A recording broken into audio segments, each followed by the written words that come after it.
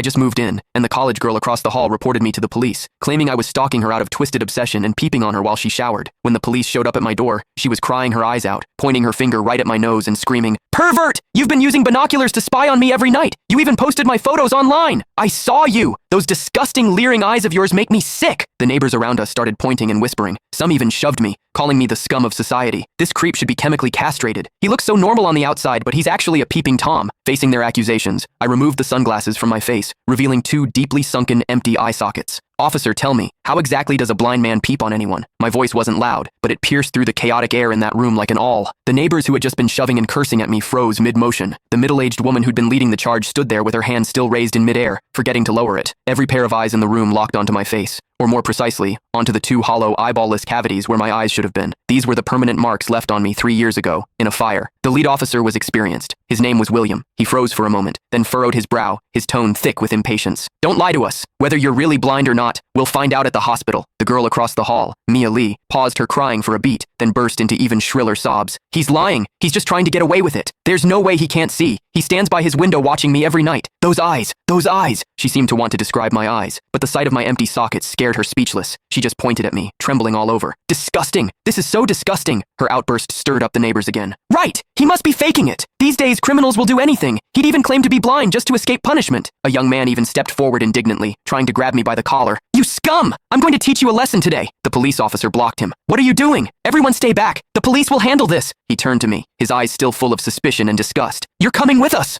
I didn't resist. I calmly held out both hands. Cold metal touched my wrists. Two younger officers flanked me on either side and led me toward the elevator. Behind me, Mia's crying mixed with the neighbors' curses into a chaotic din. "Scum of society! Get out of our community! Hope you rot in prison!" I could see the righteous expressions on their faces. I could also hear the pleasure in their voices as they trampled me into the mud. I stepped into the elevator. The metal doors slowly closed, cutting off the noise from outside. One of the younger officers, probably new to the job, couldn't help but ask me quietly, Are you really blind?" I tugged at the corner of my mouth but didn't answer. The other officer patted his shoulder, signaling him to keep quiet. But I knew that in their minds, the scales had already tipped completely in favor of that tearful young girl. After all, it was a young, pretty, pitiful college student on one side, and on the other, a suspicious man living alone, wearing sunglasses. In their eyes, it was crystal clear who was the victim and who was the perpetrator. What they didn't know was this: sometimes, what the eyes see is the biggest lie of all. And I, a blind man, had seen something that none of them had. For instance, when Mia accused me, her heartbeat was steady, without a single ripple of genuine emotion. The interrogation room at the police station was harshly lit by fluorescent lights, and the air smelled faintly of mildew.